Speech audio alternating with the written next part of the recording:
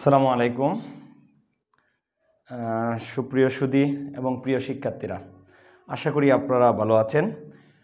প্রিয় শিক্ষার্থী বন্ধুরা, তোমরাও আশা করি ভালো আছো। এই কোভিড-19 পরিস্থিতি আমাদেরকে অনলাইন বাধ্যবাধকতায় নিয়ে আসছে। তার ধারাবাহিকতায় আজকে তোমাদের মাঝে আমি রসায়ন ক্লাস নিয়ে হাজির হয়েছি। তো আমার রসায়ন ক্লাসে অনেকেই জয়েন করো সেটা আমি জানি। তো আজকে এই মুহূর্তে জয়েন করো, কারা কারা জয়েন করছো সেটা একটু আমাকে জানাও, কমেন্টের মাধ্যমে জানাও। আর যারা আমার কৃষি বিশ্ববিদ্যালয় কলেজে এর শিক্ষার্থী আছো, তারা অবশ্যই তোমাদের রোল নাম্বারটা দিয়ে তারপরে আমাদেরকে জানানোর চেষ্টা করো। তাহলে একটু তোমরা জানাও কে কে কোথা থেকে জয়েন করছো। আর আমার ক্লাসটা যেহেতু আমার বাসগৃহেই নিচ্ছি, তো ক্লাসটা ঠিকমতো দেখা যাচ্ছে কিনা, তারপরে তোমার এই ক্লাসটাতে তোমাদের কোনো প্রবলেম হচ্ছে কিনা সেই বিষয়গুলো একটু জানাও। তো আমরা আশা করতেছি তোমাদের ক্লাসটা শুরু করতে পারবো। তো আমরা এর আগে রসায়ন দুইটা ক্লাস আমি নিয়েছি। তার দুইটা ক্লাসের মধ্যে এইচএসসি রসায়ন প্রথম পত্রের শিক্ষাবর্ষ 20-21 সেশনের এটা 3 নাম্বার ক্লাস, গুণগত রসায়নের 3 নাম্বার ক্লাস। আমি দেখতে পাচ্ছি অনেকেই জয়েন করে ফেলছো। আশা করতেছি যে তোমরা বিষয়গুলা একটু আমাকে জানাবে যে ক্লাসটা ঠিকমতো দেখা গেছে কিনা। কারণ আমরা টোটাল ক্লাসটা শুরু করতে পারবো তখনই যখন আমরা এনশিওর হতে পারবো। তো যাই হোক, আমরা ক্লাসে জয়েন করি। তো আমাদের এর আগে ক্লাস ছিল পরমাণুর মূল কণিকা নিয়ে আলোচনা করছিলাম। পরমাণুর মূল কণিকা আলোচনা করার পরে পরমাণুর মূল কণিকা থেকে আলোচনা শেষ করে আমরা মডেলগুলো আলোচনা করছিলাম। বোর পরমাণু মডেল, রাদারফোর্ডের পরমাণু মডেল আমি আমার আইডি থেকে শেয়ার করে দিই। তোমরাও যে যত পারো নিজেদের আইডি থেকে একটু শেয়ার করে দাও, কারণ ক্লাসটা আমরা যত বেশি স্প্রেড আউট করব আমাদের তত বেশি আলোচনা করার সুযোগ থাকবে। আর আলোচনা করার সুযোগ থাকলেই নতুন কিছু হয়তো শিখবে। তো একটু শেয়ার করে দাও সবাই, যেন সবাই পেয়ে যায় ক্লাসটা। আর সবাই ক্লাসটা পেয়ে যায়, একটু কমেন্টের মাধ্যমে উত্তর করব, আমি কমেন্টগুলো করার চেষ্টা করব আর কি। তো যাই হোক, আমি এই মুহূর্তে তোমাদের সাথে দেখতে পাচ্ছি যে কারা কারা জয়েন করছো। ইতিমধ্যে অনেকেই জয়েন করে ফেলছো। শরীফুল বলছো স্যার ফুলবাড়িয়া থেকে জয়েন করছি। মেহেদি বলতেছো স্যার ক্লিয়ার। তাসপিয়া বলছো আসসালামু আলাইকুম স্যার। জি ওয়ালাইকুম আসসালাম।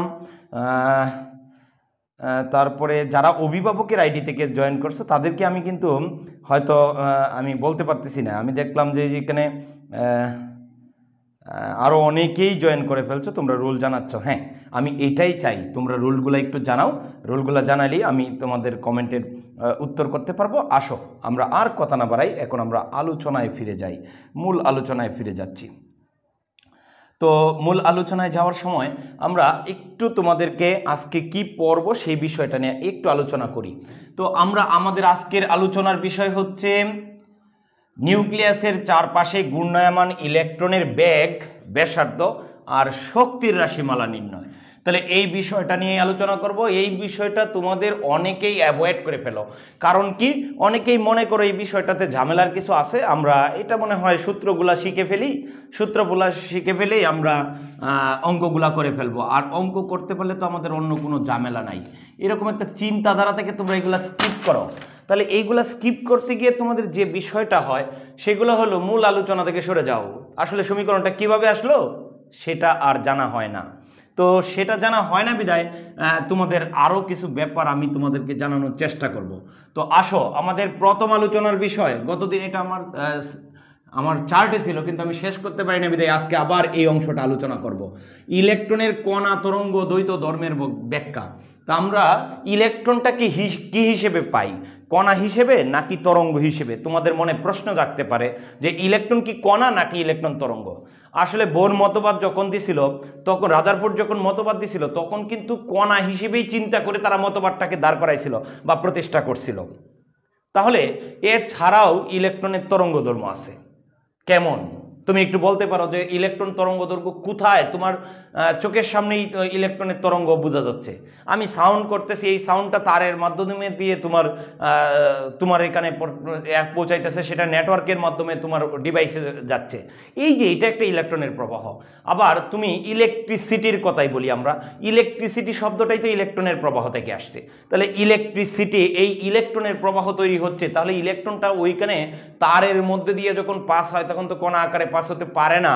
তার মানে কণা আকারে যেহেতু পাস হয় না, তার মানে তরঙ্গ আকারে পাস হয়। তাহলে এরকম আমি দেখতে পাচ্ছি নাহিদ জয়েন করে ফেলছো, সাফিন জয়েন করে ফেলছো।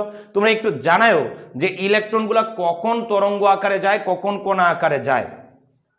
তাহলে এরকম ইলেকট্রনের কণা এবং তরঙ্গ দুই ধরনের ধর্মই রয়েছে। তাহলে ইলেকট্রনের কণা তরঙ্গ ধর্ম, এই দুইটা ধর্ম ব্যাখ্যা আমরা কিভাবে দিব? এই দুইটা ধর্মের ব্যাখ্যা দেওয়ার জন্যই আমরা আসলে এই ডি ব্রগলির সমীকরণটা ব্যবহার করব। তো এই ক্ষেত্রে কণা তরঙ্গ দ্বৈত ধর্মের ব্যাখ্যা দেওয়ার জন্য দুইটা সমীকরণ ব্যবহার করব। কি কি সেই দুইটা সমীকরণ? একটা হচ্ছে ম্যাক্স প্লাঙ্কের কোয়ান্টাম তত্ত্ব। তাহলে আসো, ম্যাক্স প্লাঙ্ক সে কোয়ান্টাম তত্ত্ব প্রদান করছিল, প্লাঙ্ক এর কোয়ান্টাম তত্ত্ব প্রদান করছিল। তাহলে কোয়ান্টাম তত্ত্বটা কি? আসলে এই কোয়ান্টাম তত্ত্বটা হচ্ছে এরকম যে ইলেকট্রন তোমার আলো সূর্য থেকে পৃথিবীতে আসে, এটা হচ্ছে সূর্য, এটা হচ্ছে পৃথিবী, পৃথিবীতে আসে। কিভাবে আসে? এত বেশি দূরত্ব অতিক্রমটা করে কিভাবে? এই ধারণাটাকে ব্যাখ্যা দেওয়ার জন্য বিভিন্ন বিজ্ঞানী বিভিন্ন সময় বিভিন্ন মতবাদ দিছে, সেগুলোকে আমরা বলে থাকি। প্রথমটা হচ্ছে কণা তত্ত্ব, তারপরে হচ্ছে তরঙ্গ তত্ত্ব, তারপরে হচ্ছে তাড়িত চৌম্বক তরঙ্গ তত্ত্ব, এবং লাস্ট যেটা সর্বাধুনিক সেটা হচ্ছে তোমার এই ম্যাক্স প্লাঙ্কের কোয়ান্টাম তত্ত্ব। তাহলে ম্যাক্স প্লাঙ্ক কি বলছিল? সূর্য থেকে যখন আলো পৃথিবীতে আসে তখন নিরবিচ্ছিন্ন আকারে আসে না, বরং বিচ্ছিন্ন আকারে আসে। হ্যাঁ, বিচ্ছিন্ন আকারে আসে। সেই বিচ্ছিন্ন আকারটা কেমন আকার? আসলে এই বিচ্ছিন্ন আকারটাকে বলা হয় প্যাকেট বা কোয়ান্টা বা ফোটন। তাহলে এখানে ফোটন আকারে আসে।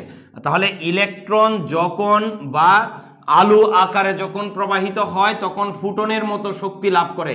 তাহলে এক মোল ফোটনের শক্তির মান hc ডিভাইডেড বাই ল্যামডা। এটা ম্যাক্স প্লাঙ্কের কোয়ান্টাম তত্ত্ব থেকে পাই। তাহলে একটু তোমরা শেয়ার করো যে বুঝতে পারছো কিনা যে ম্যাক্স প্লাঙ্কের কোয়ান্টাম তত্ত্ব থেকে আমরা কি পাই। ম্যাক্স প্লাঙ্কের কোয়ান্টাম তত্ত্ব থেকে আমরা এভাবে E = hc বাই ল্যামডা, এইচটা হচ্ছে প্লাঙ্কের ধ্রুবক আর এটা কিন্তু সি। তাহলে সি হচ্ছে আলোর বেগ আর ল্যামডাটা হচ্ছে যে তরঙ্গটা পাই সেটার তো ইয়ার মান, সেই রশ্মিটার তরঙ্গ দৈর্ঘ্যের মান। তাহলে আমরা এভাবে তরঙ্গ দৈর্ঘ্যের মান হিসাব করতে পারি। তাহলে একটু লক্ষ্য করো ব্যাপারটা বুঝতে পারছো কিনা। তাহলে আমরা যদি এই বিষয়টা বুঝতে পারি, আবার আইনস্টাইনের ধারণাটাকেও ব্যবহার করতে পারি। আইনস্টাইন কি বলছিল? আইনস্টাইন বলছিল, আইনস্টাইনের ধারণা অনুযায়ী ভর শক্তি সমীকরণের ধারণা হতে আমরা কি লিখতে পারি? ভর শক্তি সমীকরণ E = mc²। এটাকে 1 নাম্বার দিলাম, এটাকে 2 নাম্বার দিলাম। এই দুইটা সমীকরণকে যদি আমরা প্রোভাইড করি, একসাথে দেখি, তাহলে কি হচ্ছে? তাহলে এখানে এরকম হচ্ছে দুইটাই শক্তির মান। তাহলে 1 ও 2 কে সমন্বয় করে পাই। তাহলে 1 ও 2 কে সমন্বয় করলে কি পাওয়া যায়? hc by lambda = mc²। তাহলে দুই পাশ থেকে আমরা আলোর বেগটাকে বাদ দিতে পারি। তাহলে h বাই ল্যামডা = কি হচ্ছে? mc। তাহলে m হচ্ছে ভর আর সিটা হচ্ছে বেগ। তাহলে ভর আর বেগের গুণফলকে বলা হয় ভরবেগ। তাহলে এইটাকে আমরা প্রকাশ করতে পারি h = p। তাহলে ভর বেগ পাওয়া যায়। এখন যদি তোমাকে বুঝতে পারি যে ভরবেগটাকে কার, কণার নাকি তরঙ্গের? তরঙ্গের। আলোক তরঙ্গ, শব্দ তরঙ্গ, বিদ্যুৎ তরঙ্গ, এইগুলোর কি কোনো ভর আছে কিনা? কখনোই না। তাহলে তো ইলেকট্রন যখন তরঙ্গ আকারে থাকে তখন কোনো ভর থাকে না। তার মানে এই যে ল্যামডা দিয়ে বোঝানো হচ্ছে ইলেকট্রন তরঙ্গ আকারে থাকতে পারে, অর্থাৎ ইলেকট্রন তরঙ্গ ধর্ম রয়েছে। তাহলে ইলেকট্রনের কি ধর্ম রয়েছে? তরঙ্গ ধর্ম। আর তরঙ্গ ধর্মটা এই সমীকরণের ল্যামডা দ্বারা প্রকাশ করা হয়। আর পিটা হচ্ছে ভরবেগ। পিটা হচ্ছে কি ভরবেগ, আর ভরবেগ থাকে কার? ভরবেগ থাকে যার ভর থাকে, আর ভর থাকে নিঃসন্দেহে কণার। তার মানে পিটা হচ্ছে ভরবেগ, ভরবেগ দিয়ে কণা ধর্ম বোঝায়। তার মানে এই যে H by lambda equal to P, তাহলে এই সমীকরণ দিয়ে বোঝানো হয় ইলেকট্রনের কণা ধর্ম আছে এবং ইলেকট্রনের তরঙ্গ ধর্ম আছে। ইলেকট্রনের কণা ধর্ম তরঙ্গ দ্বৈত ধর্ম থাকার কারণটাই হচ্ছে এই যে এই ডি ব্রগলির সমীকরণ দিয়ে ব্যাখ্যা দেওয়া। তাহলে আমরা ডি ব্রগলির সমীকরণের সাহায্যে কি করতে পারি? ইলেকট্রনের কণা তরঙ্গ দ্বৈত ধর্ম ব্যাখ্যা করতে পারি। তোমরা ক্লিয়ার কিনা? ইলেকট্রন যখন ভর হিসেবে থাকে তখন কি হিসেবে থাকে? ভর হিসেবে যখন থাকে তখন কি ভরবেগ লাভ করে, আর তখন এটা কণা হিসেবে থাকে। আর যখন সে তরঙ্গ ধর্ম প্রদর্শন করে তখন কিন্তু তরঙ্গ ধর্ম প্রকাশ করে, আর তরঙ্গ ধর্ম প্রকাশ করলে সে তরঙ্গ আকারে থাকে। তার মানে ইলেকট্রন কণা তরঙ্গ দ্বৈত ধর্মের সমীকরণটা ব্যাখ্যা করতে হবে। এই ক্ষেত্রে বলতেছো, অনেকেই বলতেছো জি স্যার ক্লিয়ার। মাহাদির বলছো ক্লিয়ার, দৃষ্টি বলছো ক্লিয়ার, তারপরে চান মিয়া বলছো ক্লিয়ার। হ্যাঁ ঠিক আছে, তোমাদের ক্লিয়ার হইলেই আমিও ক্লিয়ার। তাহলে এই ক্ষেত্রে আমরা যেটা বলবো, এখন কয়েকটা ম্যাথ একটু দেখি। তোমাদের লেখাটা কি দেখা যাচ্ছে কিনা একটু বলো। এখানে যদি দেখা না যায় সমস্যা নেই, আমি বলছি তোমরা একটু মিলিয়ে নাও। মানিক মিয়া বলছো অলরাইট। হ্যাঁ মিফতাহুল জান্নাত জি স্যার ওকে। তাহলে আমরা এটা ক্লিয়ার। এখন আসো, হাইড্রোজেন পরমাণুর চতুর্থতম কক্ষের ব্যাসার্ধের মান। তার মানে ব্যাসার্ধটা দেওয়া আছে কততম কক্ষপথের? চতুর্থ কক্ষপথের ব্যাসার্ধের মান কত? 8.5 ইন্টু 10⁻⁻10 মিটার। আর এটার কক্ষপথের নাম্বারটা, এন এর মানটা, চতুর্থ কক্ষপথ। আবার বলছি, এখানে কি লেখা আছে একবার মনোযোগ দাও। হাইড্রোজেনের পরমাণুর চতুর্থতম কক্ষপথের ব্যাসার্ধ দেওয়া আছে, গতিবেগ নির্ণয় করবা। তার মানে ইলেকট্রনের বেগ নির্ণয় করবা। তাহলে আমরা এখানে ব্যাসার্ধ দেওয়া আছে, এন এর মান দেওয়া আছে। আমরা যদি গতিবেগ নির্ণয় করতে চাই তাহলে সেটা কিভাবে করব? কোন সমীকরণ ব্যবহার করব? একটু চেষ্টা করো তো দেখি, একটু আগে থেকেই তোমরা হিন্টস দিতে থাকো যে স্যার আমরা কোনটা ব্যবহার করব। আমি পরে হলো, এখন সবার কমেন্টের উত্তর না দিতে পারলেও আমি পরে অবশ্যই কমেন্টের উত্তর দিব। একটু অংশগ্রহণমূলক করো, এছাড়া আমাদের হাতে আর কোনো অপশন নাই। আমাদের এখন অংশগ্রহণমূলক করার জন্য এটাই সবচেয়ে বেস্ট অপশন। তোমরা বেশি করে কমেন্ট করলেই আমরা একমাত্র তোমাদের সাথে সংযুক্ত থাকতে পারবো। তো জি বলছো দেখা যায়, ঠিক আছে। তাহলে এখানে আমরা তরঙ্গ ধর্ম বের বা এই এটা বের করার জন্য, গতিবেগ বের করার জন্য আমরা কি বের করব? আমরা বোর পরমাণু মডেলের ধারণাটা ব্যবহার করব। সেখানে পড়ছিলাম কৌণিক ভরবেগের মান অর্থাৎ M V R equal to N H by 2 pi. মনে আছে কিনা? তাহলে এখান থেকেই দেখো তুমি ভি এর মান বের করতে পারবা। তার মানেটা হচ্ছে v equal to N H by 2 pi m r. তাহলে এখানে এন এর মান কততম কক্ষপথের কথা বলা হয়েছে? কক্ষপথের কথা বলা হয়েছে চতুর্থ কক্ষপথ। তাহলে এন এর মান হচ্ছে 4। আমরা জানি এইচ এর মান, প্লাঙ্কের ধ্রুবক, প্লাঙ্কের ধ্রুবকের মান কত? 6.626 ইন্টু 10⁻34 জুল সেকেন্ড। এটা হচ্ছে ধ্রুবক মান, অবশ্যই মনে রাখতে হবে তোমাকে। 6.626 ইন্টু 10⁻34 জুল সেকেন্ড। তাহলে 34 জুল সেকেন্ড বসাইলাম। আর 2 ইন্টু পায়ের মান 3.1416 ইন্টু এম এর মান, আমরা জানি ইলেকট্রনের ভরের মান কত? 9.11 ইন্টু 10⁻31 কেজি। আমরা এসআই এককে বসাচ্ছি। তারপরে একটু লক্ষ্য করো, এম এর মান বসায় দিব 9.11 ইন্টু 10⁻31 ইন্টু আর এর মান, ব্যাসার্ধ, কক্ষপথের ব্যাসার্ধ দেওয়া আছে, এসআই এককেই দেওয়া আছে 8.5 ইন্টু 10⁻10। তাহলে এইটা ক্যালকুলেশন করলে এককটা হবে, এসআই এককে বেগের একক হবে মিটার পার সেকেন্ড। তোমরা একটু কমেন্ট করে জানাও। আমি পরবর্তীতে তোমাকে বেগের মানটা হিসাব করে আমি লিখতেছি, আমিও হিসাব করি, তোমাদের সাথে কমেন্টের সাথে মিলে কিনা একটু দেখবো। তাহলে একটু যত দ্রুত পারো একটু হিসাবটা করো। তাহলে 4 ইন্টু কত? 6.626 ইন্টু এক্সপোনেন্ট -34, এক্সপোনেন্ট -34, এটাকে ভাগ করব কত দিয়ে?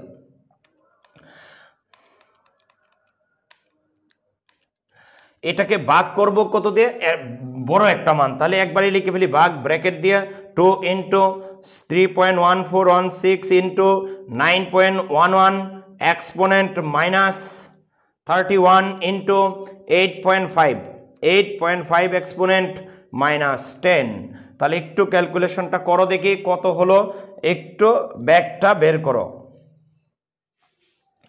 ব্যাগটা বের করো। আমি একটু তোমাদেরকে লিখে রাখলাম এখানে, দেখো আমার সাথে মিলি কিনা। 5.447 into 10 to the power -5 metre per second. তাহলে এটা হচ্ছে একক। তাহলে কত হয়? 5 জানি না, তাড়াতাড়ি করতে গিয়ে ভুলও হতে পারে, সেটা তোমাদের যাচাই করতে হবে। যদি ভুল শুদ্ধ যাই হোক না কেন, আমি পরে তোমাদের সাথে অবশ্যই মিলিয়ে নিব। তাহলে তোমাকে যেটা করতে হবে, অবশ্যই তোমাকে উত্তর করতে হবে। 5.47 ইন্টু 10 ইনভার্স 5। অনেকে মানিক একটা প্রশ্ন করছো, চমৎকার প্রশ্ন। সেটা হচ্ছে স্যার হাইড্রোজেনের মধ্যে 4টা কক্ষপথ আসলো কোথা থেকে? আচ্ছা, তোমার প্রশ্নের উত্তর দিচ্ছি। মিফতাউল জান্নাত হয়ে গেছে, চয়নিকা জয়েন করছো আমাদের সাথে, সিনহা জয়েন করছো, সিয়াম জয়েন করছো, খায়ের জয়েন করছো, আমি দেখতেছি অনেকেই কাজটা করে ফেলছো। হ্যাঁ, সৌরভ সুন্দর উত্তর দিছো, তুমি একেবারে সমীকরণটা বিশ্লেষণ করে উত্তর দিছো। জাহিন চেষ্টা করছো কৌণিক ভরবেগের সূত্র, হ্যাঁ গুড, ঠিক আছে। স্যার জুমে ক্লাস নিতে পারেন? অবশ্যই নিব, আমরা যেটা উপযোগী সেটাই করব, কিন্তু এই ক্লাসটারও একটা সুবিধা আছে, তুমি এই মুহূর্তে জুমে জয়েন না করলে তোমার ক্লাস মিস। তো এইটা কিন্তু তোমার ক্লাস মিস হওয়ার পসিবিলিটি নাই। প্রত্যেক ক্রিয়ারই একটা সমান বিপরীত প্রতিক্রিয়া আছে, এটার পজিটিভ দিক নেগেটিভ দিক অবশ্যই আছে। তাহলে তোমাকে করতে পারবা। জয়েন করছো অনেকেই। নূরে আলম বলছো হ্যাঁ স্যার ক্লিয়ার দেখা যায় না, হ্যাঁ দেখা যাবে, অবশ্যই একটু অ্যাড করো, নেটওয়ার্কে মাঝে মধ্যে একটু যেমন করো। স্যার মিলছে, মাহাদির বলছো মিলছে, আরিফ বলছো মিলছে, ঠিক আছে। তাহলে আমাদের ওকে, সমস্যা নাই। এখন ওর ইয়ার প্রশ্নের উত্তর দিই। একজনের কমেন্টে যে প্রশ্নটা করছিল, স্যার হাইড্রোজেনের 4টা কক্ষপথ আসলো কোথা থেকে? আসলে এটা তো বোর যখন মতবাদ দিছিল, বোর মতবাদে তখন হাইড্রোজেনের কক্ষপথটার অনুরূপ কতগুলা কক্ষপথ বিবেচনা করা হয়েছিল। তার মানে হাইড্রোজেনের কক্ষপথ একটা, কিন্তু অন্যান্য মৌলের মধ্যে যে কক্ষপথগুলো থাকে সেইগুলো যদি হাইড্রোজেনের কক্ষপথের অনুরূপ হয়, বা হাইড্রোজেনের মধ্যে যদি অনেকগুলা কক্ষপথ থাকতো, তাহলে যেটা হইতো এটা একটা কল্পনা মাত্র। এটা এরকম যে হাইড্রোজেনের মধ্যে একটা কক্ষপথ আছে, দ্বিতীয় কক্ষপথটা থাকলে কেমন হইতো সেটা নিয়ে চিন্তা করছি। এইরকম একটা চতুর্থ কক্ষপথ চিন্তা করলাম। আচ্ছা, তারপরে আমরা এই অঙ্কটাও করে ফেললাম। পরের অঙ্কটাতে আসো। আলোর বেগের 15% বেগে গতিশীল, বা আলোর বেগের 15% বেগে গতিশীল ইলেকট্রনের তরঙ্গ দৈর্ঘ্য হিসাব করতে বলছি। তাহলে এখানে বেগটা দেওয়া আছে ভি, ভি এর মান কত? সি এর কত পার্সেন্ট? 15%। তাহলে সি এর মান আমরা জানি কত? 3 × 10 টু দি পাওয়ার কত? 8। এর কত পার্সেন্ট? 15%। তাহলে এটা ক্যালকুলেশন করো দেখি, 15% কত হয়? জাকির স্যার আমি গৌরদয়াল কলেজের আপনার ক্লাসগুলো অনেক ভালো লাগে। হ্যাঁ ধন্যবাদ জাকির। এটাই আসলে যে যেখান থেকে পারো, এই যে ভার্চুয়ালি ক্লাসটা করতেছো, এটা যেন তোমার জীবনে উপকারে আসে। এটা সামান্য যদি উপকারে আসে, জানি 100% কখনোই না, 50%ও সম্ভব না, অনলাইনে 50%ও সম্ভব না, ভিজুয়ালি যতটা সম্ভব, অ্যানালগ যতটা সম্ভব সেটা সম্ভব না, কিন্তু আমাদের কিন্তু একটা বড় মাধ্যম। এই যে একটা যোগাযোগ, ক্লাস পাচ্ছ, কে কার ক্লাস করছো, কেমন লাগছে, এই বিষয়গুলো কিন্তু আগে থেকে জাজমেন্ট করার কোনো সুযোগ ছিল না। এখন অনলাইন সেটা পজিটিভ নেগেটিভ দুইটাই আছে। তো একটু করে এটা 3 × 10 টু দি পাওয়ার 8 গুণ কত? 15%। তাহলে 15% করে ফেলি কত? 4.5 × 10 to the power 7 metre per second. আচ্ছা, এখন কি বের করতে বলছে? তরঙ্গ দৈর্ঘ্য। তাহলে তরঙ্গ দৈর্ঘ্য বের করলো। তাহলে তরঙ্গ দৈর্ঘ্য দেওয়া থাকলেই ভরের বেগের সাথে তরঙ্গ দৈর্ঘ্যের সমীকরণ, অর্থাৎ p = h/λ, ডি ব্রগলির সমীকরণ, p = h/λ আমরা লিখে রাখছি। তাহলে এটা করব। তাহলে p সমান কি আবার ভর ইনটু বেগ, তাহলে mv = h/λ। এই ক্ষেত্রে একটা ক্লু আছে, সেটা হচ্ছে স্যার এখানে তো পি যখন বসাইছিলেন তখন তো এইচ সি বসাইছিলেন, তাহলে এই ক্ষেত্রে তো এম সি বসাইছিলেন, আলোর বেগে চলমান। তখন আমরা চিন্তা করে নিছিলাম ইলেকট্রনটা আলোর বেগের সমান বেগে চলতেছে, বুঝতে পারছো? আলোর বেগের সমান বেগে যদি না চলে তাহলে তো ইলেকট্রনের সমস্ত ভর শক্তিতে রূপান্তরিত হয় না, অর্থাৎ E = mc² সমীকরণটা আমরা অ্যাপ্লাই করতে পারি না। তাহলে আমরা এমন মান ব্যবহার করা যাবে না যেটা অ্যাপ্লাই করা যাবে না।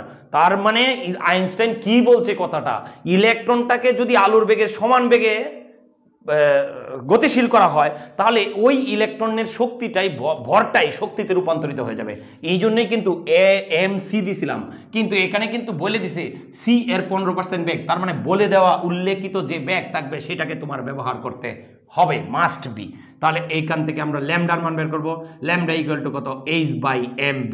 তাহলে h এর মান আমরা জানি 6.626 × 10⁻³ জুল সেকেন্ড, আর m এর মান হচ্ছে ইলেকট্রনের ভর 9.11 × 10⁻31 কেজি, ইন্টু v এর মান দেওয়া আছে 4.5 × 10⁻7 মিটার/সেকেন্ড। তাহলে একটু ক্যালকুলেশন করে তুমি উত্তরটা জানাও, দেখি আমার সাথে মিলে কিনা। একটু উত্তরটা জানাও, আমি লিখে রাখছি কার কত উত্তরটাও আমি লিখে রাখছি, পরে হইলেও তোমাদের সাথে অবশ্যই মিলাবো। তাহলে অনেকেই রুবাইয়া জান্নাত, নেওয়াজ আলী, অনেকেই আমাকে হেল্প করছো এই মানটা নির্ণয় করতে, ধন্যবাদ, অসংখ্য ধন্যবাদ। একটু আমরা করি হিসাবটা, 6.626 এক্সপোনেন্ট -34 ভাগ করব ব্র্যাকেট কত 9.11 ইন্টু 10⁻কত 10⁻31 ইন্টু আবার কত 4.5 এক্সপোনেন্ট 7। তাহলে এটা ক্যালকুলেশন করলে কত হয় একটু করে ফেলো, অনেকেই মনে হয় করে ফেলছো, আমিও করে ফেলছি। দেখো একটু 1.61 ইন্টু 10⁻11 1.61 ইন্টু 10⁻11, তাহলে মানটা কত হচ্ছে 1.6। হ্যাঁ, গুড মিফতাউল জান্নাত, অনেক দ্রুত তুমি উত্তর করছো। একটু অংশগ্রহণ করতে হবে, যারা সাথে আসো অংশগ্রহণ করলে তোমাদের একটু সুবিধা হবে। তাহলে এত মিটার তরঙ্গ দৈর্ঘ্য তো মিটার, এটা আবার ক্ষুদ্র দিকে আমরা এই ক্ষুদ্র মানগুলারে আরো ছোট এককে নিতে পারি না, যেমন ন্যানোমিটারে নিতে পারি। তাহলে ন্যানোমিটারে নিতে পারি, আবার অ্যাংস্ট্রমে নিতে পারি। যেমন এটাকে অ্যাংস্ট্রমে নিলে কত হবে 0.161 অ্যাংস্ট্রম। ছোট একক কেন নির্ণয় করব? ওই যে ছোট এককে তুলনা করতে সুবিধা। আমাকে যদি জিজ্ঞেস করো যে তোমার স্যার আপনার উচ্চতা কত, আমি বললাম যে 0.005 কিলোমিটারে বললাম, তার মানে একটা ফাইজলামি করলাম যে কিলোমিটারে বললেন কেন, কিলোমিটারে তো আমি চিন্তাই করতে পারবো না, তার মানে মিটারে যদি বলতাম, ফুটে যদি বলতাম তাহলে কিন্তু ভালো হতো। এরকম ক্ষুদ্র ক্ষুদ্র এককে রাখাটা তোমার একটু ফাইজলামি টাইপেরই, এই জন্য একটু করা যাবে না। এটা যতটা সম্ভব তার কাছাকাছি বড় মানে ক্ষুদ্র এককে তুলনামূলক বেশি মান দেওয়া সহজে প্রকাশ করা যায়, এটা নির্ণয় করাটাই বেটার। তাহলে তোমাকে বুদ্ধিমানের পরিচয় দিবে। খাতার মধ্যে উত্তর সবাই করে সঠিক, কিন্তু দেখা যায় তারপরও মেন্টালিটি টিচারের এক একজনের ক্ষেত্রে এক এক রকম থাকে। কেন, কে কতটা ভালো উপস্থাপন করলো। আমি এই অঙ্কটা করলাম, কিছু লিখলাম না, শুধু সমীকরণ লিখে অঙ্ক উত্তর করে মিলাই দিলাম, ব্যাস হয়ে গেল। আমি উত্তর নাম্বার যা পাবো, আরেকজনে খুব সুন্দর করে সব কিছু উপস্থাপন করে লিখছে, সেও সমান নাম্বার পাবে, তবুও তার প্রতি কিন্তু মেন্টালিটি টিচারের ভালো থাকবে। এটা হলো ওরিয়েন্টেশন। যার যতটা এক্সপেকটেশনের চেয়ে বেশি চাও, তাহলে ধরা ছোঁয়ার বাইরে ভালো করতে হবে। আসলে তুমি 80 হলে হবে না, 80-র সাথে 80 পাইতে হলে 80 কনফার্ম করতে হলে তোমার 95 96 কনফার্ম করতে হবে। গুড, অনেকেই সিদ্রাতুল মুনতাহা, সৌরভ, রুবাইয়া, তারপরে তানবীর, মাহাদির মিলে গেছে, সবারই মিলে গেছে যেহেতু, তাহলে আমরা এই অংশটা রাখলাম। তাহলে আমরা এই ব্যাপারগুলো দেখব, অ্যাভয়েড করব না, এগুলা অবশ্যই দেখব ভালোভাবে। আমার সাথে আছো যারা, অবশ্যই ক্লাস করো, ক্লাসের সাথে সম্পৃক্ত থাকো। ফাহিমা খাতুন জয়েন করছো, দৃষ্টি বণিক মিলছে স্যার, ওকে, তাহলে তোমাদের মিললে আমারও মিলছে, কোনো সমস্যা নাই। এখন আসো, নিউক্লিয়াসের চারপাশে ঘূর্ণায়মান ইলেকট্রনের বেগ, ব্যাসার্ধ এবং শক্তির রাশিমালা নির্ণয়। তাহলে এই যে মানগুলো আমি নির্ণয় করে লিখে রাখছি, তুমি যদি এইগুলো একটু মুখস্থ রাখো তাহলে এইগুলো নির্ণয় কখনো পরীক্ষায় আসে না। তার মানে পরীক্ষায় আসে না দিকে কি সব শেষ? তুমি কি এইগুলা কিভাবে আসলো একবারও জানবা না? অবশ্যই জানতে হবে। তুমি যদি একটু জানে নাও তাহলে তুমি মনে করতেছো যে এটা মুখস্থ করে এলেই শেষ, আর শুধু শুধু অন্যটা জানবো কেন। আসলে তুমি মুখস্থ করবা আজকে সকালে, কালকে সকালে আবার ভুলে যাবা, পরশুদিন সকালে আবার মুখস্থ করা লাগবে, নতুন করে মুখস্থ করবা। এইভাবে হিসাব করে দেখো, শেষ পর্যন্ত তুমি মুখস্থ করে যা করছিলা তার থেকে যদি প্রথমবার তুমি একটু বুঝে শুনে সবকিছু করে ফেলতা, তাহলে আর এত ঝামেলায় হতো না, তাহলে ওই মুখস্থটা তুমি বলতো না। তার মানে তুমি কিন্তু ইন্টারমিডিয়েট কয়েকবার পড়ছো না, তুমি এবার প্রথমবার পড়তেছো। তার মানে তোমার কি সমস্যা এটা কিন্তু আমরা জানি, আমাদের চেয়ে ভালো করে কেউ জানে না। তার মানে নিজে সর্বসাকুল্যে সব শেষ ওরকম না, কট্টরপন্থী সাপোর্টার কিছু হওয়া যাবে না, নিজের প্রতি কট্টরপন্থী মনোভাব থেকে দূরে সরে আসতে হবে, তাহলেই ভালো কিছু শিখতে পারবা। নিজেরটাই বেস্ট না, আরও বেস্ট থাকতে পারে, ওই বেস্টটা যদি বেস্ট হয় অবশ্যই বেস্ট হওয়ার চেষ্টা করতে হবে। আচ্ছা, আমি অবান্তর কথা বলে বলি, সরি, আসলে তোমাদের জানি না কেমন লাগে, আমি একটু বলে ফেলি এরকম, কি জানি অনলাইন বা অফলাইন যাই হোক না কেন আমার মানে পরিশ্রমটা করতে হবে, এটাই। তা আসো আমরা একটু চিন্তা করি, একটা নিউক্লিয়াস চিন্তা করলাম। নিউক্লিয়াসটা হচ্ছে এখানে আছে একটা ইলেকট্রন, এখানে নিউক্লিয়াসে আছে ইলেকট্রন। তো এই নিউক্লিয়াসে ইলেকট্রনটা চারপাশে ঘুরতেছে, ধরলাম এটা n-তম কক্ষপথে ঘুরতেছে, n-তম কক্ষপথে ঘুরতেছে। তাহলে এই n-তম কক্ষপথে যখন ইলেকট্রন ঘুরে আর এই নিউক্লিয়াসটার প্রোটনের মান z, একটু মনোযোগ দিতে হবে, এখন অঙ্ক করতেছি না, জাস্ট এটা শিখে নেই, পরে আবার অঙ্ক করব। তাহলে এইখানে এই জেডটা, জেড প্রোটন সংখ্যা বিশিষ্ট মৌলের n-তম কক্ষপথের ব্যাসার্ধটা ধরে নিলাম r, আর এখানে একটা ইলেকট্রন আছে, ইলেকট্রনের ভর m আর ইলেকট্রনের চার্জের মান e, আর ইলেকট্রনটা স্পর্শক বরাবর যে বেগ আছে সেটা ধরলাম v। তার মানে এরকম নিউক্লিয়াসের চারপাশে কোনো বিন্দু অক্ষ বা কেন্দ্র, মানে বিন্দু অক্ষ বা যদি তলকে কেন্দ্র করে ঘুরে, তাহলে কোনো বস্তু দুই ধরনের বল লাভ করে। একটা হচ্ছে কি, একটা হচ্ছে তোমার কেন্দ্র বিমুখী বল, আর একটা হচ্ছে কেন্দ্রমুখী বল। তুমি একটা সুতার মাথায় একটা ভারী বস্তু রাখে এরকম করে ঘুরাইতেছো, এরকম করে ঘুরাইতেছো, হঠাৎ করে ছেড়ে দিবা, এটা কিন্তু কখনো তোমার হাতের কাছে যাবে না, অনেক দূরে চলে যাবে। কারণ কি, ওই কেন্দ্র বিমুখী বলের কারণে। তার মানে বিন্দু অক্ষ বা তলকে উপাদান মানে নাভিতে রেখে যদি কোনো বস্তু ঘুরে, তাহলে সেটা মাস্ট বি কেন্দ্র বিমুখী বল লাভ করে। তো কেন্দ্র বিমুখী বলটা যতক্ষণ তোমার হাতে ছিল, অর্থাৎ সুতার টানটা ছিল, ততক্ষণ কিন্তু সে বাইরের দিকে ছিটকে পড়তে পারে নাই। কেন? তোমার সুতার মধ্যে যে টানটা ছিল এটা হচ্ছে কেন্দ্রমুখী বল। তাহলে আবার বলি, কোন নিউক্লিয়াসকে কেন্দ্র করে যখন ইলেকট্রন ঘুরে তখন কয় ধরনের বল অনুভব করে? দুই ধরনের, একটা হচ্ছে কেন্দ্রমুখী বল আর একটা হচ্ছে কেন্দ্র বিমুখী বল। আর এই দুই ধরনের বল সমান আছে বলেই ইলেকট্রন কেন্দ্রে পতিত হয় না, কিংবা ইলেকট্রন নিউক্লিয়াস থেকে দূরে সরে যায় না। তাহলে এই বিষয়টা মাথায় রাখতে হবে যে কেন্দ্রমুখী বল, কেন্দ্র বিমুখী বল কি। তাহলে এটা আমরা লিখি, এই বিবরণটা আশা করতেছি পারবা। আবার তাও বলে দেই, জেড প্রোটন সংখ্যা বিশিষ্ট একটি নিউক্লিয়াসের n-তম কক্ষপথে একটি ইলেকট্রন আবর্তন করছে। ইলেকট্রনটার ভর হচ্ছে স্মল m, ইলেকট্রনটার বেগ হচ্ছে v, ইলেকট্রনের চার্জের মান হচ্ছে e, আর কক্ষপথের ব্যাসার্ধ r। ইলেকট্রনটি দুই ধরনের বল অনুভব করে। যদি ভুলে যাও আরেকবার দেখে নিবা ভিডিওটা, তাহলেই হবে। তারপরে দুই ধরনের বল অনুভব করে, এক হচ্ছে কেন্দ্রমুখী বল, কেন্দ্রমুখী বল। তাহলে কেন্দ্রমুখী বলকে আমরা কি দ্বারা প্রকাশ করি? FC, অর্থাৎ কি ফোর্স অফ সেন্টার। তাহলে এই কেন্দ্রমুখী বলটা আবার কার? এখানে দুটো চার্জিত বস্তু, কিন্তু ইলেকট্রনটা ঋণাত্মক চার্জ আর প্রোটনটা ধনাত্মক চার্জ। তাহলে দুইটা চার্জিত বস্তুর মধ্যবর্তী আকর্ষণটা কৌলম্বিক আকর্ষণ। কৌলম্বিক আকর্ষণ মানে কি? কুলম্বের সূত্র থেকে পড়ছো, F = C × Q1 Q2 by D square, মনে আছে কিনা? Q1 Q2 by D square. এক্ষেত্রে সি এর মান আবার অনেকে 1/4πε0 বসাইছো, বা ওই যে বসাইছো ওই যে 9 × 10⁻৯ নিউটন পার কুলম্ব। কিন্তু আমরা দেখো এখানে কি করি বলো দেখি, এখানে প্রোটনের চার্জের মান কত? জেড সংখ্যক আছে, তাহলে প্রোটনের চার্জ হবে ZE। কেন ZE? একটা প্রোটনের চার্জ কত? একটি প্রোটনের চার্জ হচ্ছে ইলেকট্রনের চার্জের সমান। তাহলে এখানে জেড প্রোটন বিশিষ্ট, তাহলে জেড সংখ্যক কত হবে? ZE, এটা প্লাসের। আবার ইলেকট্রনের চার্জের মান কত? E, তাহলে এটা Q1, এটা Q2 বাই এই দুইটার মধ্যবর্তী দূরত্ব কত? R, তাহলে R²। এইটুকু বুঝতে পারছো কিনা? কেন্দ্রমুখী বল মানে কেন্দ্রের দিকে যেটা আকর্ষণ করে সেটা কত? Q1 Q2 by D square, তাহলে Q1 Q2 বাই R², এই যে দূরত্ব। আর এখানে আমরা ওই কুলম্বের আধানের মান আমরা 1 ধরতে পারি, বা কুলম্বের ধ্রুবকের মান 1 ধরতে পারি। কেন? এটার কারণটা কি? এটার কারণটা হচ্ছে নর্মালি আসলে দুইটা বিন্দু চার্জ যখন পরস্পরের থেকে 1 মিটার দূরত্ব থাকে তখন যে বলে আকর্ষণ করে বা বিকর্ষণ করে সেই বলটাকে আমরা বলি এই কুলম্বের ধ্রুবক। অর্থাৎ 1 কুলম্ব মানে দুটি বস্তুর বিন্দু চার্জকে 1 মিটার দূরে স্থাপন করলে যে আকর্ষণ করে সেইটাই হচ্ছে এই মানটা।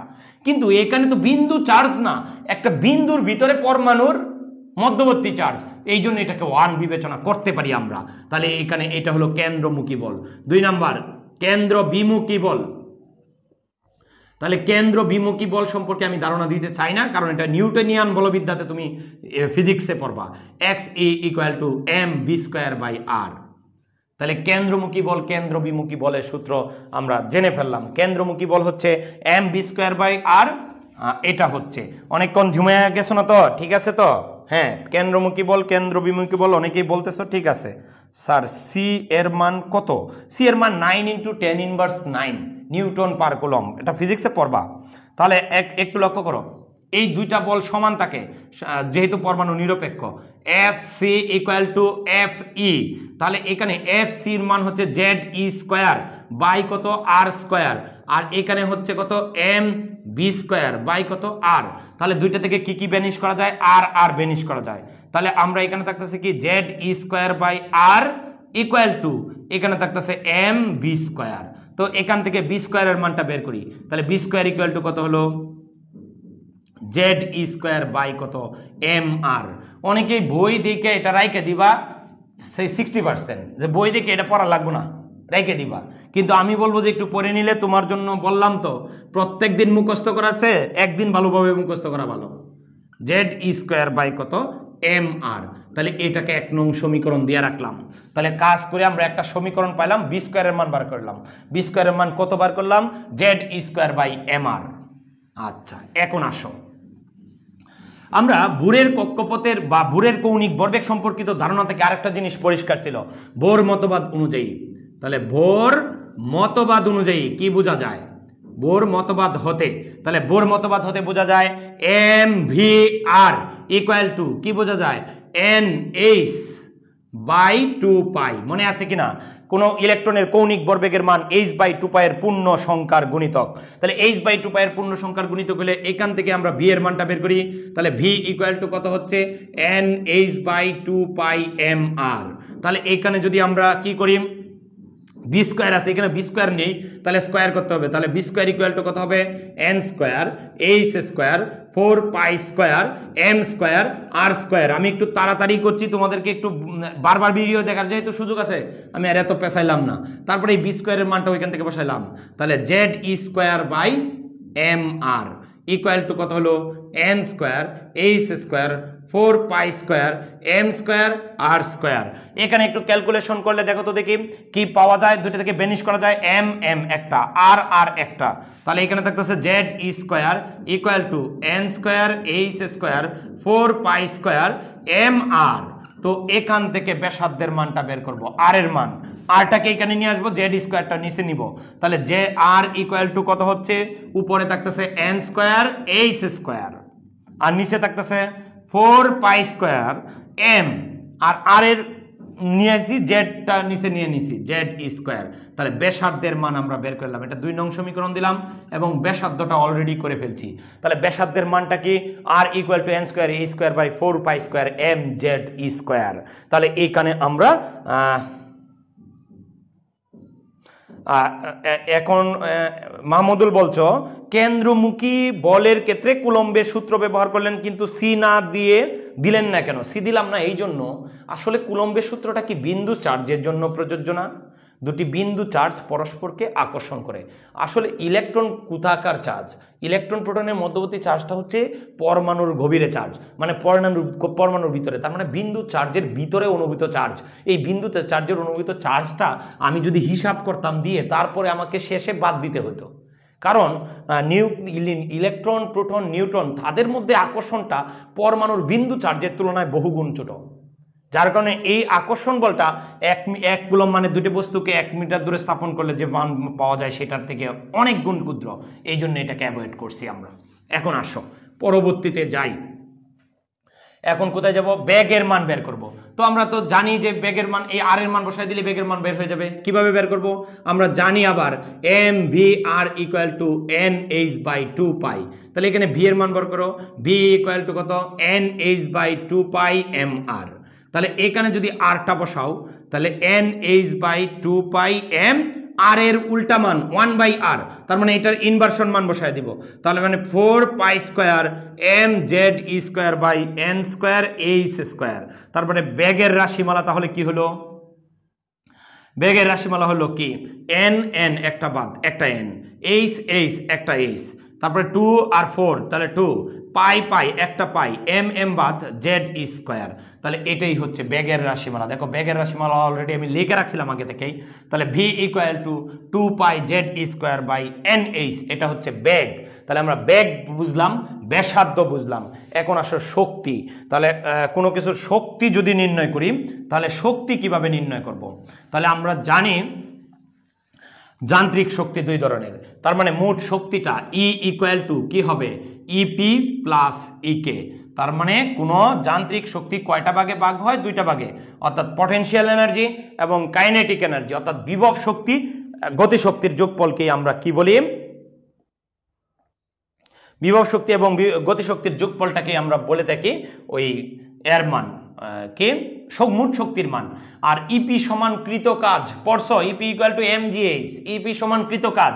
তাহলে এখানে কি কাজ হবে, এখানে তো বাইরে থেকে কোনো শক্তি কাজ করবে না, ভিতরের শক্তি।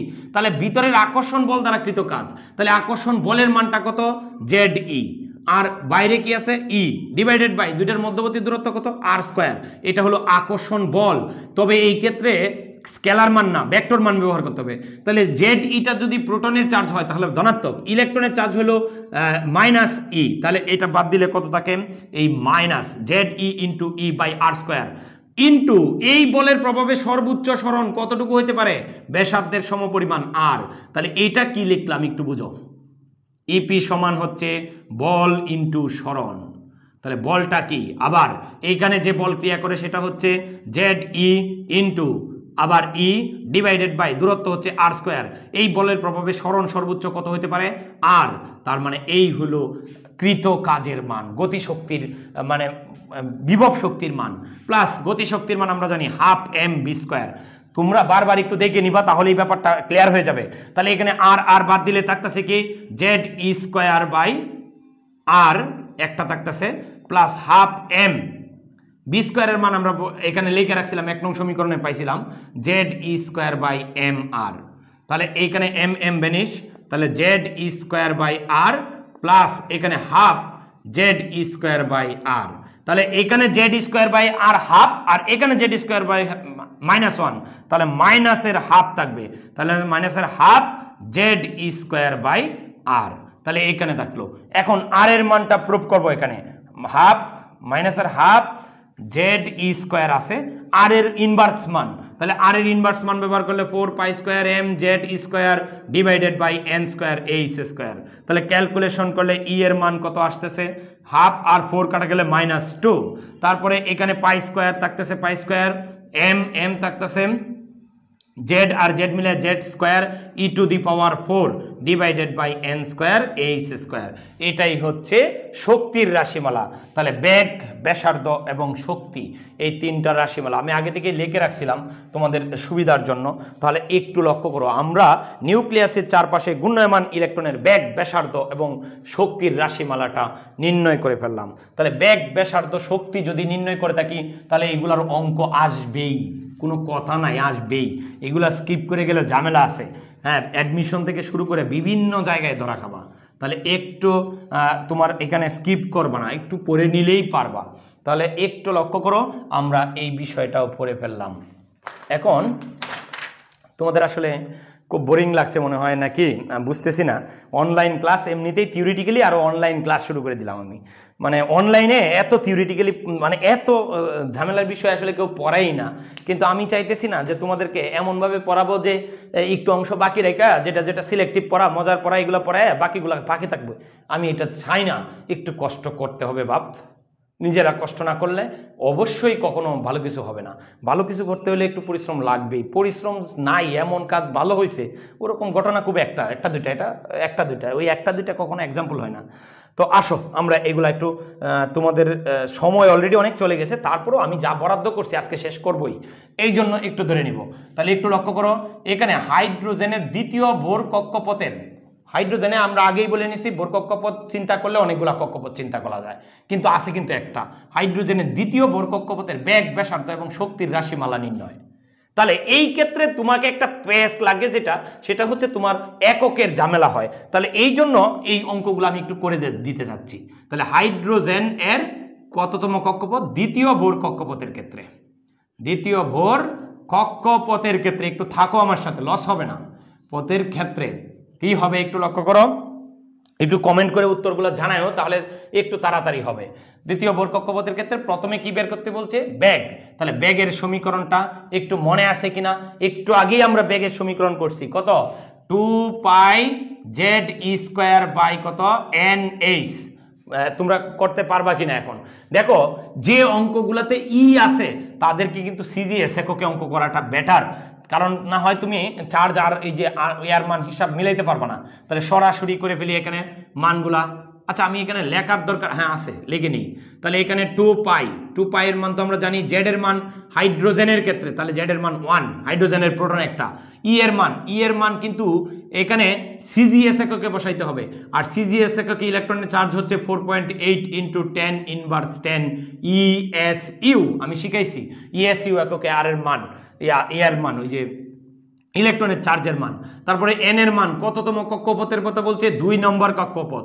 তারপরে এইচ এর মান সিজিএস এককে, তার মানে 6.626 × 10⁻27 ERG, আর্গ সেকেন্ড। এই ক্ষেত্রে জুল সেকেন্ড হবে না, কারণ আমরা সিজিএস এককে অঙ্কগুলা করছি। একটু হিসাবগুলা মিলাও দেখি, পারো কিনা। হিসাবগুলা মিলাইতে হবে, আর হিসাব না পারলে দেখা যাবে যে পুরো অঙ্কটাই ভুল হয়ে গেছে। তো একটু হিসাবগুলো মিলাও তোমরা, করে আমাকে জানাও কমেন্টে, আমি দেখি তোমাদের কেমন স্কিলটা হয়েছে। একটু লক্ষ্য করো, এখানে আছে 2, পায়ের মান কত? 3.1416 × জেড এর মান 1 × 4.8 × 10⁻10, এত হোল স্কয়ার। ক্যালকুলেশন করলে এন এর মান 2, দ্বিতীয় কক্ষপথ বলছে। এইচ এর মান 6.626 × 10⁻34 হইলেও কিন্তু জুল সেকেন্ড, কিন্তু আর্গ সেকেন্ড। সিজিএস এ কাজের একক আর্গ, এই জন্য বসাইতে হবে। তাহলে 27 আর্গ সেকেন্ড। তাহলে এখানে দূরত্ব মানে বেগ আসবে, কিন্তু বেগের একক নর্মালি মিটার পার সেকেন্ড, কিন্তু সিজিএস মানে সেন্টিমিটার গ্রাম সেকেন্ড, তার মানে এখানে হবে সেন্টিমিটার পার সেকেন্ড। একটু মানটা বের করো তো দেখি। অনেকেই বের করে ফেলছো যে 2.28 নাকি 2.28 × 10⁻17। এটা আর এর মান বসাইছো 2.12। হ্যাঁ, অনেকেই কাজ করে ফেলছো। রেহেনা পারবিন, তারপরে স্যার আপনাকে আর আপনার ক্লাস দুইটাকে খুব ভালো লাগে। সরি, এগুলা আতেল কথাবার্তা বলো না। ক্লাস উপকার আগে দেখাও, নিজেদেরকে দেখাও আগে যে আমি এটা করতে পারবো। আপনার ক্লাস দেখে অনুপ্রাণিত হয়ে এরকম একটা বড় কাজ করে ফেলছি আজকে। তড়িৎ মানে গুণগত রসায়নের সব অধ্যায়ের ঝামেলাগুলো আপনাকে দিয়ে দিছি, ছবি তুলে পাঠিয়ে দিবা, তাহলেই বুঝবো যে আমার পরিশ্রম বিফলে যায় নাই। আসলে কথা না, কাজ। 2 × 3.1416 × কত ব্র্যাকেট 4.8 এক্সপোনেন্ট -10 এত হোল স্কয়ার। এটাকে ভাগ করব কত দিয়ে? 2 এক্সপোনেন্ট না 2 × কত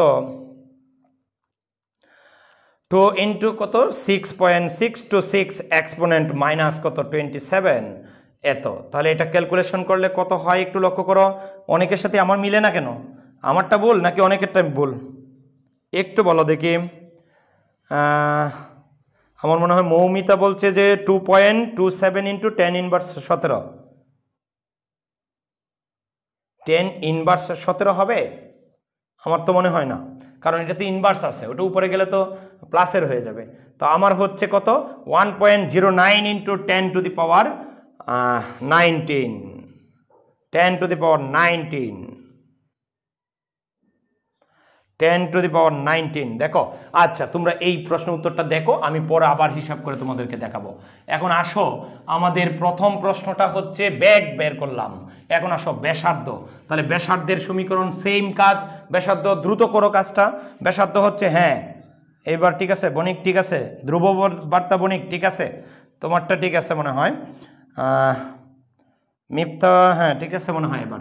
তাহলে একটু লক্ষ্য করো, আমরা দ্বিতীয় ব্যাসার্ধ, আর ইকুয়াল টু আমরা কি জানি, আর ইকুয়াল টু জানি n square h square 4 square mz square. তাহলে এখানে ক্যালকুলেশন করব দ্বিতীয় ভর কক্ষপথ, তাহলে n এর মান 2, h এর মান কত 6.626 ইনটু 10⁻⁻, আর সেকেন্ডে 27 এত whole square divided by 4 into কত 3.1416 হোল স্কয়ার ইনটু m এর মান 9.11 ইনটু 10⁻31। 31 হবে কেন, সিজিএস এ বসাইতেছি 28 গ্রামে, 28 ইনটু জেড এর মান 1 ইনটু ইলেকট্রনের চার্জ 4.8 ইনটু 10⁻10 এত কি হোল স্কয়ার। ক্যালকুলেশন করো, হিসাবের জন্যও কিন্তু ভুল হয়ে যেতে পারে। এটা সেন্টিমিটারে আসবে, কিন্তু অবশ্যই সেন্টিমিটার থেকে 2 মিটারে নিতে চাও আগের মতোই ভাগ করবা 1000 দিয়ে 100 দিয়ে, তাহলেই হয়ে যাবে। আবার ওই আগেরটা যদি ব্যাগ মিটার পার সেকেন্ডে নিতে চাও 100 দিয়ে ভাগ করবা, সেন্টিমিটার থেকে মিটারে নিতে গেলে 100 দিয়ে ভাগ করতে হবে। এটা কত হয়েছে একটু দেখো, দেখি এটা কিভাবে হলো। তাহলে এরকম তো, আচ্ছা আমি হিসাবগুলো করতে চাচ্ছি না, সময় ওভার হয়ে গেছে অলরেডি, তুমি এই হিসাবটা করে নিবা, করে আমাকে কমেন্টে অবশ্যই জানাবা, আমি পরে তোমাদের কমেন্টের উত্তর দিব, অবশ্যই উত্তর দিব, কোনোটাই বাকি থাকবে না, আমি উত্তর দিব। তারপরে আসো শক্তির মানও পারবা, E ইকুয়াল টু মাইনাস কি 2 pi square m z square e⁴ divided by n square h square. এখান থেকে আমরা কি করতে পারবো, শক্তির মান বের করতে পারবো। তাহলে আমরা এটা বের করে ফেললাম। আরো কয়েকটা ধারণা আমার তোমাদের দেওয়ার কথা ছিল, আজকে আসলে দিতে পারবো কিনা, দিতে থাকি যতটা দেওয়া যায়। এরপরে আছে তোমার এরকম, এটা গেল যাওয়ার পরে ক্লাস তো অনেক মানে সপ্তাহে বা 2 সপ্তাহে একটা পাই, একটু দিতে থাকি এগুলা। একটু দেখো, ইলেকট্রনের দ্বিতীয় ভর কক্ষপথ হতে পঞ্চম ভর কক্ষপথ, তাহলে 2 নাম্বার কক্ষপথ থেকে 5 নাম্বার কক্ষপথে গেল, ব্যাসার্ধ কত গুণ বৃদ্ধি পাবে। এই ক্ষেত্রে তুমি ব্যাসার্ধগুলোর মান হিসাব করে কাজ করার দরকার নাই, এমনিতেই পারবা। তাহলে দ্বিতীয় ভর কক্ষপথের ক্ষেত্রে r2 ইকুয়াল টু, সূত্রটা কি হবে n স্কয়ার h স্কয়ার, তার মানে কি 2 square h square 4 square mz square এটা। আচ্ছা তারপরে পঞ্চম কক্ষপথেরটা ধরলাম r5 ইকুয়াল টু, এখানে 5 হবে, তাহলে 5 square h square 4 square mz square. তাহলে এটা 1 নাম্বার, এটাকে 2 নাম্বার দিলাম, তাহলে 2 নংকে যদি 1 নং দ্বারা ভাগ করো তাহলে r5 by r2 equal to কত হলো, তাহলে এখানে 5 স্কয়ার মানে 25 h square 4 square mz square, আর নিচে হলো 4 কত h স্কয়ার ডিভাইডেড বাই হলো 4 স্কয়ার mz স্কয়ার। এটা বাদ, তাহলে 25/4, তাহলে কত হলো r5 ইকুয়াল টু 25/4 ইন্টু কত r2। তার মানে পঞ্চম কক্ষপথের ব্যাসার্ধ দ্বিতীয় কক্ষপথের ব্যাসার্ধের কত গুণ, 25/4 গুণ। তার মানে 25/4 গুণ, দশমিকে বের করে দিলেও তোমার হইতেছে। সেই বিষয়টা অনেকেই করে ফেলছো, একটু জানাও না কেন তোমরা, শুধু কথা বললে তো হবে না, একটু তো জানাইতে হবে। তাহলে একটু জানাও, না জানাইলে তো বোঝা যাবে না।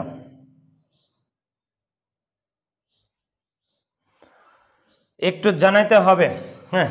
তারপরে আসো তৃতীয়টা, একটা 400 ন্যানোমিটার তরঙ্গ দৈর্ঘ্যের ফুটনের শক্তির মান হিসাব করো। তাহলে 400 ন্যানোমিটার তরঙ্গ দৈর্ঘ্য ফুটনের শক্তি, তাহলে তরঙ্গ দৈর্ঘ্য দেওয়া আছে ল্যামডা ইকুয়াল টু 400 ন্যানোমিটার। তাহলে 400 ন্যানোমিটার থেকে আগে মিটারে নিয়ে নেই, 400 ইন্টু ন্যানো মানে 10⁻9 এত মিটার। তাহলে এটার ফুটনের শক্তি কি করব আমরা, ফুটন বা কোয়ান্টার শক্তির মান জানি, E equal to hc divided by lambda. তাহলে h এর মান কত একটু বলো, h এর মান হচ্ছে 6.626। এখানে কিন্তু ইলেকট্রনের চার্জের মান নাই, তাহলে ইলেকট্রনের চার্জের মান না থাকলে সিজিএস করার দরকার নাই, এসআই পারবা। আর যদি তুমি মনে করো যে না স্যার আমি সব সিজিএস এ করবো, সমস্যা কি, সব এসআইও করা যায়, আমি আবার বলে রাখি, সবাই যদি মনে করে যে সব এসআই করা যায় না, হ্যাঁ যাবে না কেন, অবশ্যই যাবে। তাহলে 6.626 ইন্টু 10 টু দি পাওয়ার কত, মানে 34 ইন্টু আলোর বেগ, তাহলে কত 10 to the power 8, 3 into 10 to the power 8 by ল্যামডার মান 400 ইন্টু কত 10 টু দি পাওয়ার 10 ইনভার্স 9। তাহলে এইভাবেই আমরা কি করতে পারি, নির্ণয় করতে পারি শক্তির মান। তাহলে এটা শক্তিটা কোন এককে হবে, নিঃসন্দেহে জোল এককে হবে, কারণ শক্তির এসআই একক জোল। তারপরে আমাদের আরও কিছু বিষয় ছিল, তো আমার মনে হয় সেটা আমার এই মুহূর্তে আর গারমি করা ঠিক হবে না, মানে এত বেশি করা ঠিক হবে না। তো যাই হোক, তোমরা জানি না কতটা আমার সাথে ছিলাম, তো আমার 100% এফোর্ট দেওয়ার আমি চেষ্টা করছি অনলাইনে যতটা সম্ভব আর কি। সম্ভব না হলে তো অসম্ভবকে কিছু আসলে দিতে পারি না। তো তোমরা শেষ মুহূর্তের সামনে এই বিষয়টা আমি আজকে আলোচনা করব না, এটা আসলে কি ছিল তোমরা একটু দেখে রাখতে পারো। হাইজেনবার্গের অনিশ্চয়তা নীতি, হাইজেনবার্গের অনিশ্চয়তা নীতিটা কি, এই সংক্রান্ত একটা গাণিতিক সমস্যা আমি দেখাচ্ছিলাম। আচ্ছা যা হোক, তোমাদেরকে নেক্সট ক্লাসে এই হাইজেনবার্গের অনিশ্চয়তা নীতি থেকেই আমি শুরু করব। হাইজেনবার্গের অনিশ্চয়তা নীতি পড়ব, তারপরে পড়ব অরবিট কি, অরবিটাল কি, কোয়ান্টাম সংখ্যা কি, কোনো পরমাণু শক্তি স্তরে ইলেকট্রন কিভাবে থাকে, কতটা থাকতে পারে, ঘূর্ণনের সময় কোনটা কয়টা অরবিটাল তৈরি করতে পারে, এই বিষয়গুলো সহ ডিটেলস আমরা পড়ব। ফাঁকি দিবা না, নিজেরে ফাঁকি দিবা না, নিজেরে ফাঁকি দিয়ে কোনো লাভ নাই। আসলে যখন যেটা করবা উজাড় করে, যেটার জন্য যেন পরবর্তীতে আর আফসোস না থাকে যে আজকে এই কাজটা আমি ঠিকঠাক করতে পারলাম না, যেটাই গেল না কেন। আমি যদি বলি ফুটবল খেলো, উজাড় করে খেলবা, যাতে পরবর্তীতে আর আফসোস না থাকে, এরকম একটু চেষ্টা করবা। আর তোমরা এখন শীত আসতেছে সামনে, হয়তো কোভিড পরিস্থিতি আরেকটু খারাপের দিকে যেতে পারে কিন্তু, হ্যাঁ আমি দেখতে পারছি অনেকেই আমার সাথে জয়েন করছো, যেতে পারে। সবাইকে ধন্যবাদ আসলে যারা যারা জয়েন করছো, তোমাদের শুভকামনা থাকলো। কিন্তু এই কোভিড পরিস্থিতিটা মোকাবেলা করতে পারলে, সৃষ্টিকর্তা তো আর সারা মানুষকে বিপদ দেয়, কিন্তু সেটা একেবারে সারা জীবনের জন্য না, সেটা নির্দিষ্ট একটা সময়ের জন্য। বিশ্বাস করি, মনে প্রাণে বিশ্বাস করি, সৃষ্টিকর্তাতে বিশ্বাস যেহেতু আছে, এই বিশ্বাসটাও আছে। তো তোমরা এখন একটু বেশি সতর্ক থাকো, সিজন চেঞ্জ হচ্ছে, যেন আমার একটা শিক্ষার্থীও কোনো রকম দুঃসংবাদ না হয়, কোনো সংখ্যায় গণনায় চলে না যায়। তুমি আক্রান্ত হলে তুমি একটা দেশের জন্য সংখ্যা, যে আজকে 1520 জন আক্রান্ত হয়েছে, তার মধ্যে তুমি একজন, কিন্তু তোমার পরিবার কিংবা তোমার আমাদের মতো যারা আমরা আমাদের কলেজ পরিবার বলতে পারো, তাদের জন্য কিন্তু অনেক বেশি। যে আমাদের কলেজের একটা স্টুডেন্ট, এতদিনে হয়তো ভিজুয়াল ক্লাস করলে সবার আন্তরিকতাটা প্রকাশ বুঝতে পারতা, যে একটা টিচার একটা স্টুডেন্ট উভয়ই, আমি শুধু টিচার বলবো না, স্টুডেন্টদেরও যেন কেমন একটা আলাদা মায়া তৈরি হয়ে যায়, সেটা কিন্তু তোমরা মিস করতেছো, যেটা তোমরা এখনও আমরা জানতেই পারলাম না কোন কোন স্টুডেন্ট আমাদেরকে। আমরা অনেক স্টুডেন্ট, কিন্তু তারপরও প্রত্যেকটা স্টুডেন্টের নাম কিন্তু আমরা মুখস্থ করে ফেলি, কিন্তু এবার জানি না সেটা আদৌ পারবো কিনা বা কবে করতে পারবো। তো সেই আশা ব্যক্ত রাখলাম সৃষ্টিকর্তার প্রতি, আকুল আবেদন আমাদেরকে দ্রুত সংযোগ যেন ঘটায়, সেই দোয়া করি। আর একটু পড়াশোনাটা চালায় যাই। আমরা কিন্তু ভাবতেছি সময় চলে যাচ্ছে, সময় তো চলে যাচ্ছে, তোমার জন্য সময় আর অটো কিছু হবে না। তো আর কথা না, অনেক লম্বা ক্লাস নিয়ে নিছি, দুঃখিত আমার টাইমটা একটু বেশি চলে যাওয়ার জন্য। নেক্সট দিনের পর থেকে আলোচনা করব, ঠিক আছে? সেই মুহূর্তে আর কিছু চাই না, সবাই ভালো থাকো, ঠিক আছে।